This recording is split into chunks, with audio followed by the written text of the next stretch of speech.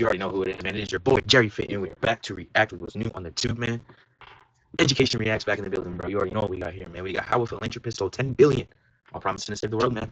We've been on these reaction videos, man. Getting you guys out some content that other reactors don't, man.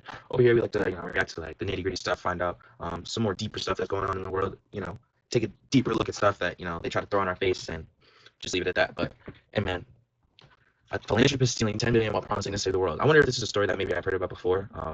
I like these titles because it kind of like keeps you at a mystery. Like you don't really know who they're going to talk about. I haven't reacted to this channel before. I saw it on my feed today and I thought it might be interesting.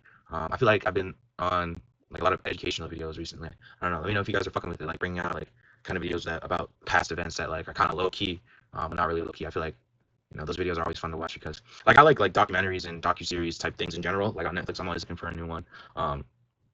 And like anywhere honestly, really, like if I'm not watching like mob stuff, I like to watch docu-series and stuff, kind of learn about things that have happened in history. Like history is good for you. It's good to learn your history so you know how to move for the future, learn from other people's mistakes. So yeah, man, that's what I'm bringing you guys. I'm bringing you guys a nice reaction. So sit back, take some notes, man. Pay attention. Let me know if you guys enjoy. Like I always say, let me know if you want something. Comment down below what you want me to react to. I'll get it done, man. Most consistent reactor on the tube, man. Let's go. Sam Bankman-Fried, wearing shorts and a t-shirt, stands on the balcony of his $40 million. Isn't this the fucking dude in jail with Diddy? Thousands of users of the FTX crypto exchange around the world are unable to log into their accounts. Their balances are wiped out. Within days, the platform trusted by... This is the dude that's in jail with Diddy. I don't know his exact story, but it's cool that we're gonna get to watch this. But I know who he is. Financial news headlines flash across the screens. The biggest collapse in crypto history. Investors panic, markets tumble, major funds announce massive losses. But Sam stays silent. For the first time in years, no interviews, no public statements.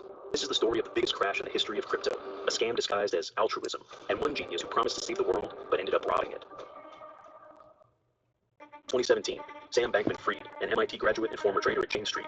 Oh yeah, he's from Massachusetts, I think, bro. He dives into crypto, convinced he can exploit the volatility. Together with a few friends and his girlfriend, he launches Alameda Research, a crypto trading firm profiting from exchange arbitrage.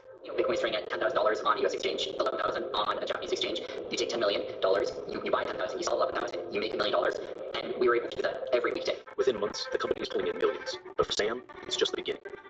In 2019, he launches FTX, a platform he promises will be a safe, efficient, and transparent exchange for crypto assets. Unlike its competitors, FTX is designed for professional traders. It rapidly expands, rolling out features no one else has. The interface, infrastructure, and marketing all feel like a mature financial institution. But Sam keeps playing the oddball genius, sleeping in the office, walking barefoot, getting interviews in a coffee-stained t-shirt. Bro. His image is a... However you dress is however you dress. Like, I'm not even gonna get on it for that. But, dude, walking around the office in your bare feet, bro, what do you, like, you can't trust people like that. This is what I'm trying to tell you guys. You have to protect yourself. You have to protect your body, your soul, bro. Like, I understand grounding and meditating, bro, but, like, do that in your own space, you know what I mean? Do that in your own space where you have, like, you're in the comforts of, like, maybe not in your home, but, like, on your property, man.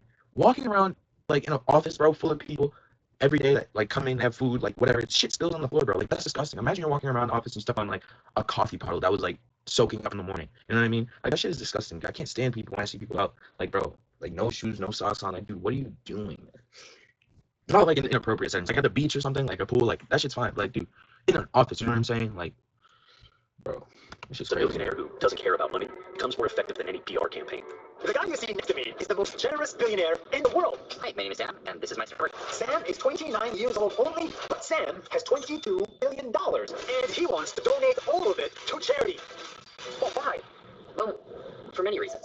FTX grows at breakneck speed. By mid-2021, it processes tens of billions of dollars in daily trades. By the end of the year, it's valued at $32 billion. Major investors jump on board. Sequoia, SoftBank, BlackRock. The public buys into the idea of a crypto. You guys know about BlackRock? A philosopher, not a businessman. On stage, Sam preaches effective altruism, a philosophy that says the wealthy should donate most of their fortune to make the world better. He claims he's ready to earn billions just to give it all away to fight global risks, climate change, and bioethics causes. So let's say that you have $100 and you want to figure out what you can do with it to help the world. Earning to Give is thinking about which causes, which charities save the most lives per dollar. This $100 can go as far as it possibly can to help the world. He appears on the covers of Fortune and Forbes, speaks at international forums. All of this before 30 years old is crazy. The industry has the potential to improve a lot of people's lives. Shares a stage with Bill Clinton and meets with politicians. But behind Fuck the Bill scenes, Clinton too. I was there, bro. I was thinking about not saying it. Fuck it, bro. While the world celebrated FTX as the ethical exchange of the future, another company, Alameda Research, had been operating quietly in the background. Technically, they were separate. FTX was a public exchange with millions of users. Alameda was a private hedge fund. But in reality, they were one business controlled by Sam Bankman-Fried and his inner circle, running by their own secret rules. After FTX launched, Alameda was granted special privileges. It traded on the platform without risk limits or restrictions, and had access to unlimited credit invisible to other users. This was enabled by a hidden backdoor that allowed Alameda to withdraw funds with no approvals. Bro. Over the years, billions were siphoned directly from FTX customer accounts through this channel. Alameda made massive losses on speculative trades. In some months, the losses reached into the billions, but instead of stopping, they kept betting. And to cover the holes, Sam let them use customer money, funds people thought were safely stored on FTX. I'm so Publicly, confused. FTX Like, looked they solid. just like The company issued putting its own up fake token, numbers then? artificially inflating its How did price people and not notice using that it their as money was collateral going for missing? but this was phantom liquidity. If the token collapsed, everything would fall apart, and Sam knew it. Alameda wasn't just trading.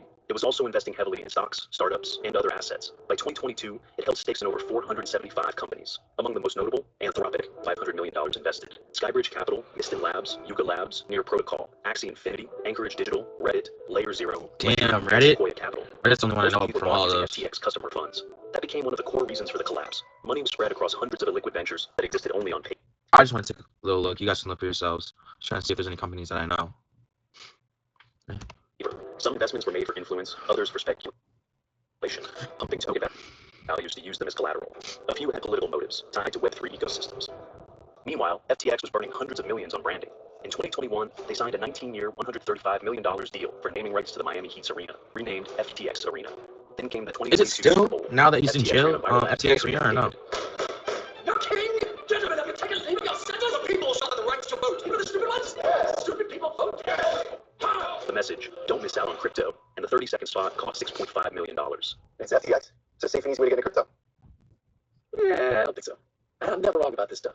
Never. Larry David, man. FTX spent over $250 million on luxury villas in the Bahamas, tens of millions more on private jets, donations, and over $100 million on political campaigns. Officially, these were operating expenses. He was tapped in. They were living large on customer money. Every flight, every speech, every viral campaign. Bro, Curry. Oh, yo, I remember that commercial, bro. Dude, so when did he get arrested? If I remember correctly, was it like 2018, man? Bro, I can't believe it. I remember that commercial. Damn. 2022, Alameda had an $8 billion hole. Things got worse when they lost heavily on Terra USD in May 2022, a stablecoin that crashed. Check out my separate video on that crypto disaster. Link in the Let me description. know if you guys want me to check that out. In total, Alameda withdrew over $10 billion in customer funds from FTX without consent. But the market still believed in FTX until one leaked document changed everything. Uh-oh. On November 2nd, 2022, CoinDesk publishes Alameda's internal balance sheet. It turns out most of its assets are FTT tokens, created by FTX itself. In other words, the company was holding billions in self-issued numbers, no cash, and no real liquidity. Yeah, they were like And just making that money. The world's Is biggest that crypto genius what it is? becomes the face of its most massive fraud.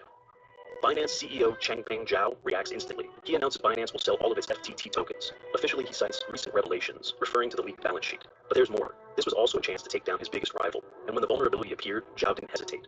His tweet sparks panic, and users rush to withdraw their funds. FTX insists everything's fine, but it's a lie. Withdrawal requests cross several $billion, and FTX freezes, transfers fail. The platform stops responding. Sam tweets, FTX is fine, assets are safe. But within hours, he realizes it's over. In 72 hours, Just like Sam's that, crypto man. empire collapses. He scrambles to save it, calling investors and begging Binance for a buyout. But after a quick audit, Binance walks away, and that's when Sam breaks. Employees say he turns silent, avoids eye contact, stops sleeping, won't answer questions, and sits staring at his laptop for hours without typing. His inner circle distances themselves, and colleagues who once called him a genius begin cutting deals with prosecutors. Bro, prosecutors? After a while, Sam began giving interviews. I don't think that I did. I don't think I tried to commit fraud anywhere here. I was trying to do the best I could. Obviously, that wasn't nearly as good as I thought it was. He tried to make excuses to FTX clients, but he buried himself deeper and deeper. And the generous view is that you are a young man who made a series of terrible, very, very bad decisions. The less generous view is that you have committed a massive fraud. That this is a Ponzi scheme, a manipulation of the system. If Alameda is borrowing money that belongs to FTX depositors, that's a bright red line, isn't it? There are a lot of cases where that's actually explicitly part of the programs, and that are But not here. It says that the digital assets may not be loaned to FTX trading. They can't be loaned out. There existed a borrow lending facility on FTX, and I think that's probably covered. I don't remember exactly where, but somewhere else in the terms of service. I think I have to Convenient that you don't remember now. Saying you approved it. On November, FTX files for bankruptcy. According to investigators, less than $1 billion remained against over $10 billion in liabilities. The next month, Sam is arrested in the Bahamas and extradited to the U.S., where one of the decade's biggest financial trials begins. He's found guilty on all counts: fraud, conspiracy, and investor fund manipulation. In March 2024, he's sentenced to 25 years in prison. But the story doesn't end there. Against all odds, FTX customers don't lose everything. Liquidators begin recovering assets. Crypto left behind like Solana, and Bitcoin surges in value. A stake in the AI company Anthropic brings in another $1.3 billion. Venture investments, cash on hand, Robinhood shares, startup equity. It all adds up to more than $14.5 billion. By February 2025, the first customers begin receiving reimbursements. By summer 2025, all payouts are expected to be complete. Official reports say most customers will get 100% of their lost funds back. It's right around the corner, man. Let me know if you guys got your funds back. 18% thanks to crypto price increases. It's a rare ending in a world of financial fraud, and definitely not the one anyone expected when the collapse first began. That's gonna do it for this video, man. What do you guys think, man? I honestly personally fucked with that video. Quick, straight to the point, bro. Just to break down what happened. Like I told you guys, I knew this video. I mean, not this video, but I knew about this guy. Just because I know he's in jail with Diddy. But I didn't know the exact story of how he got caught and how he stole 10 billion, bro. It's crazy because I remember seeing that Curry commercial back in the day. Obviously, I was young, so I don't even remember when I saw that shit. It was like when they say he was sentenced. I don't know when they said he was sentenced, but when I saw that commercial, that was like Curry when he was like just starting his prime. Maybe I want to say 2016. No, not 2016. Not maybe 2017, 2018. So that's like crazy that like you think back to like when you were a little kid and you saw thing like commercials, you don't really notice like whole ass Ponzi schemes going behind it. So it's crazy to see. But yeah, let me know if you guys fuck with these kind of videos, and I'll keep bringing you these kind of reactions. I really fucked with this video. I really fucked with this, so I think I'm gonna keep reacting to them. But like always, man, I appreciate you guys for tuning in. I'll see you in the next video.